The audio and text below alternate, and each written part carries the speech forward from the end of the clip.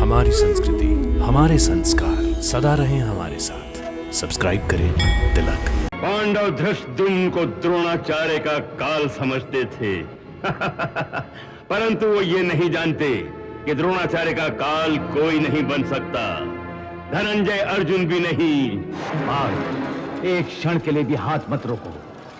द्रोणाचार्य जैसे शत्रु को पल भर का भी अवसर नहीं देना चाहिए। ऐसा समझ लो कि आज तुम्हारे गुरुदेव तुम्हारी धनुर्विद्या की परीक्षा ले रहे हैं।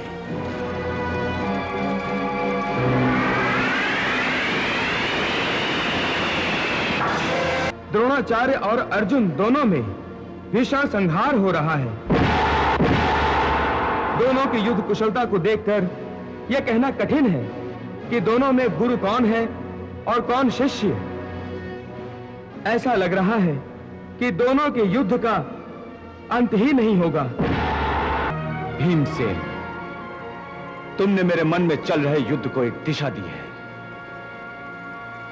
अब मैंने निर्णय ले लिया है। जाओ, मैं तुम्हें आज्ञा देता हूं कि तुम अश्वत्थामा नाम के हाथी का वध करो। जाओ। क्षमा करना मेरे मौन योद्धा।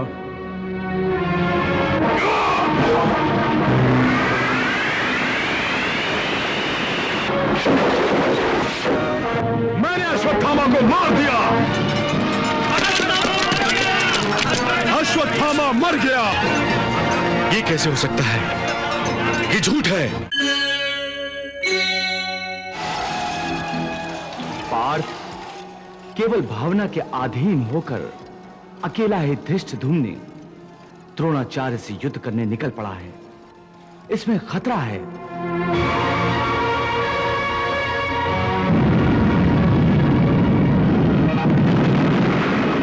कैसा खतरा केशव? धृष्टद्युम्न एक श्रेष्ठ महारथी है, एक कुशल योद्धा है। फिर भी धृष्टद्युम्न का द्रोणाचार्य से युद्ध करना बुद्धिमानी नहीं है, क्योंकि तुम्हारे अतिरिक्त पांडव सेना में कोई दूसरा नहीं है जो द्रोणाचार्य के महाअस्त्रों का उत्तर दे सके।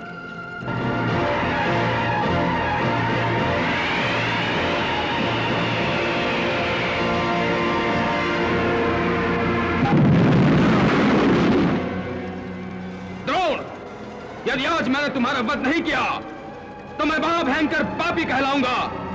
इसलिए मैं प्रतिज्ञा करता हूं कि यदि मैंने अपने पिता की मृत्यु का प्रतिशोध नहीं लिया तो मैं भी उन्हीं की तरह वीर गति को पहुंचूं।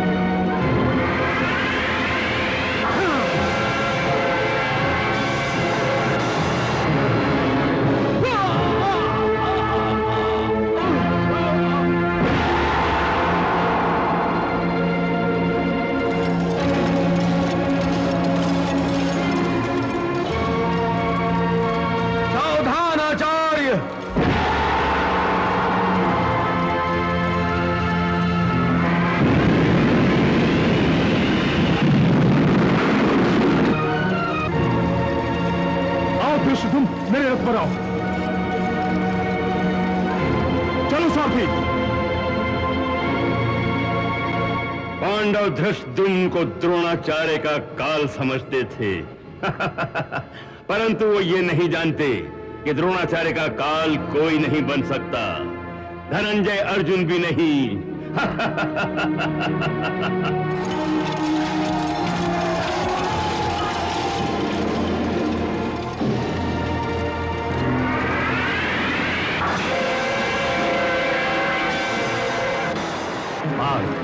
एक क्षण के लिए भी हाथ मत रोको। द्रोणाचार्य जैसे शत्रु को पल भर का भी अवसर नहीं देना चाहिए। ऐसा समझ लो कि आज तुम्हारे गुरुदेव तुम्हारी धनुर्विद्या की परीक्षा ले रहे हैं।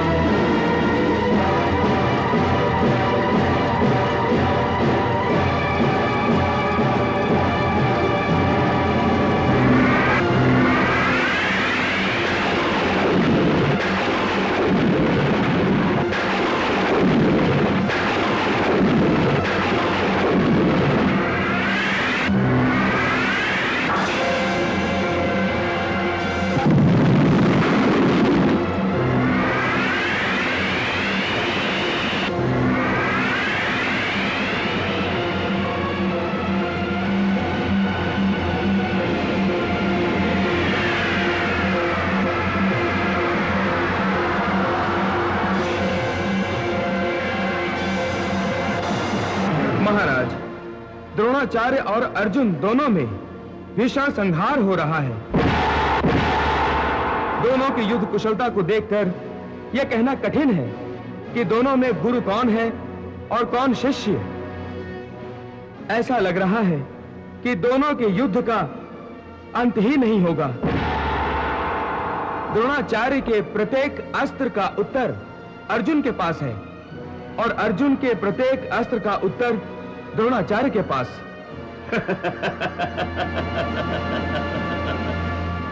गुरु फिर भी गुरु होता है।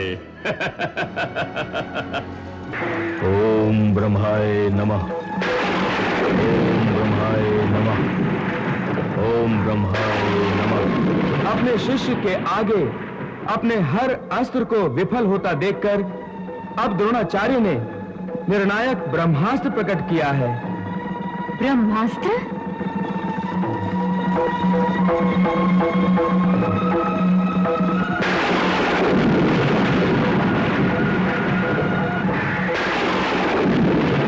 अपनी प्रतिज्ञा पूरी करने के लिए ही गुरु द्रोणाचार्य यह अंतिम युद्ध कर रहे हैं। अर्जुन बच नहीं सकेगा। आज अवश्य ही गुरु द्रोणाचार्य अपनी प्रतिज्ञा पूरी करेंगे। हाँ मामाश्री।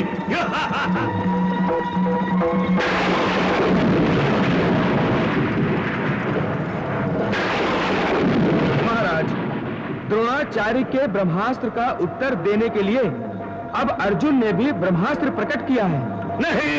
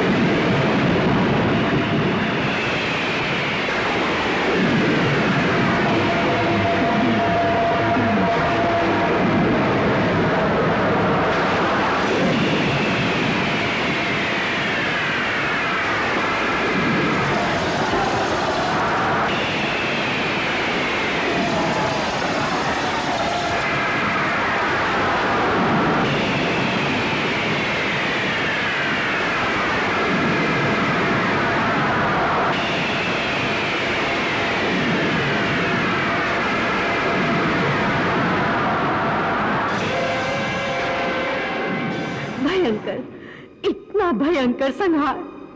महाराज, द्रोणाचार्य से ऐसी अपेक्षा नहीं थी। युद्ध में अपेक्षा केवल जीत की जाती है गांधारी, और युद्ध केवल जीतने के लिए किया जाता है। परंतु जीतने के लिए क्या ब्रह्मास्त्र जैसे महाभयंकर महाविनाशक अस्त्रों का प्रयोग करना उचित है महाराज? युद्ध में सब उचित है महारानी, सब उचित है।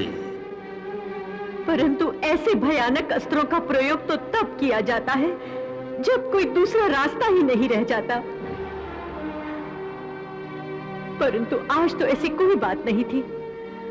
द्रोणाचार्य ने केवल अपनी प्रतिज्ञा की लाज रखने के लिए ब्रह्मास्त्र का उपयोग किया है, आपातस्थिति के कारण नहीं।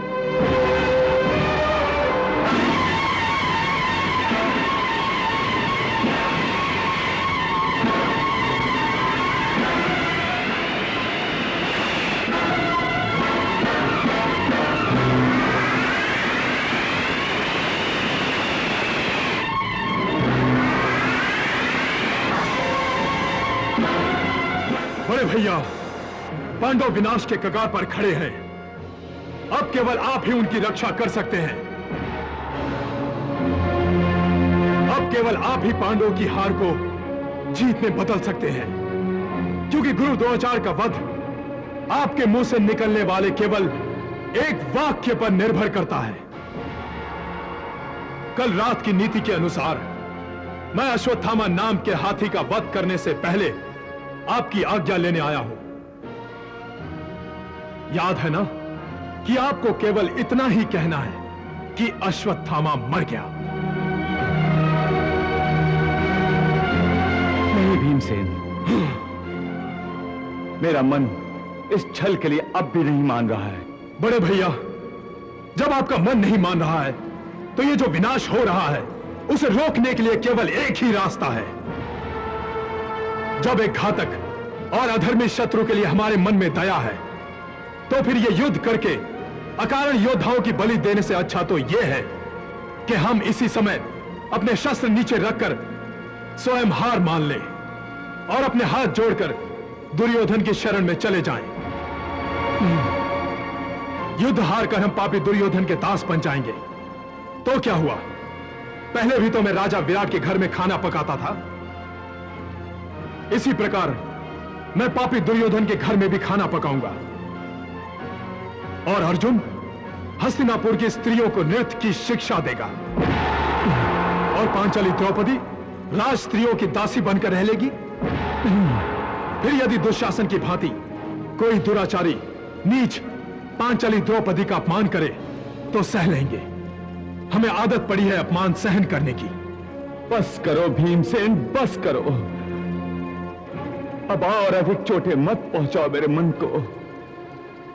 अब और यातना मत दो अनुज। ये सारी चोटें, ये सारी यातना हम भुगत चुके हैं, और यदि हमने गुरु द्रोणाचार्य का वध नहीं किया तो यही सब भविष्य में हमें भुगतना पड़ेगा। नहीं नहीं भीमसेन, तो फिर आप मुझे अश्वत्थामा नाम के हाथी का वध करने के लिए आज्ञा दीजिए।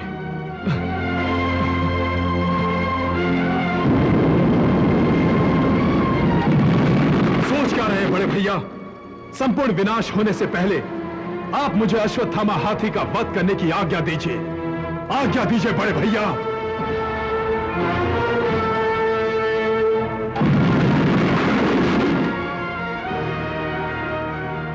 भीमसेन, तुमने मेरे मन में चल रहे युद्ध को एक दिशा दी है।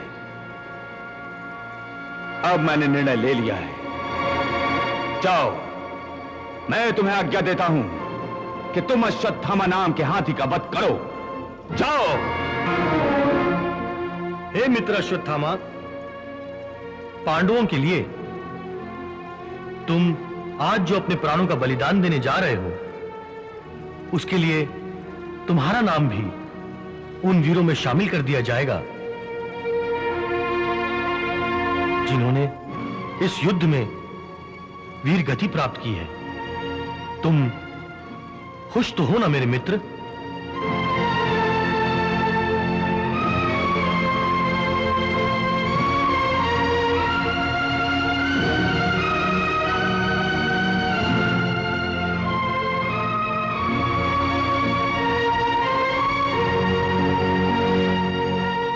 भीमसेन, लीजिए, योजना अनुसार अपना कर्तव्य पूरा कीजिए। हां, यह कठिन कर्तव्य तो निभाना ही होगा।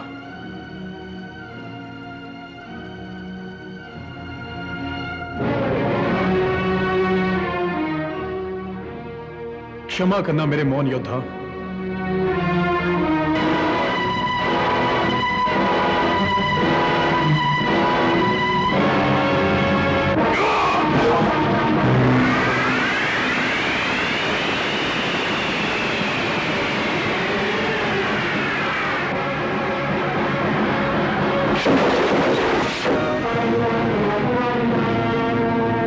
मैंने अश्वत्थामा को मार दिया। अश्वत्थामा मर गया। अश्वत्थामा को मैंने मार दिया।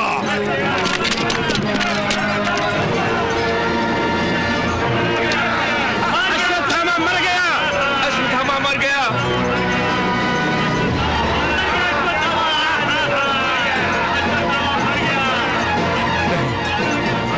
ये कैसे हो सकता है? ये झूठ है। ये झूठ नहीं है गुरुदेव, अश्वत्थामा मारा गया। महाश्री, ये कैसा शोर है? अश्वत्थामा मारा गया? हाँ भांजी, सुन तो मैं भी यही रहा हूँ कि अश्वत्थामा मारा गया। हाँ गुरुदेव, अश्वत्थामा सचमुच ही मारा गया है। नहीं, तुम सब झूठ बोल रहे हो, झूठ बोल रहे हो, मुझे धोखा दे रहे हो तुम लोग। अश्वत्थामा अजेय है, उसे भला कौन मार सकता है? मैंने मारा है उसे। हाँ गुरुदेव, मैंने अश्वत्थामा को मारा है। ये देखिए, मेरी गदा उसके रक्त से लाल हो गई है। तुम झूठ बोल रहे हो, तुम झूठ बोल रहे हो। अश्वत्थामा जीवित है।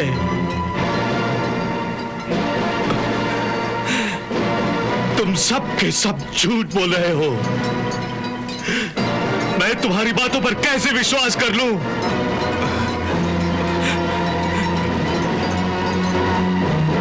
युधिष्ठिर, तुम चुप क्यों हो?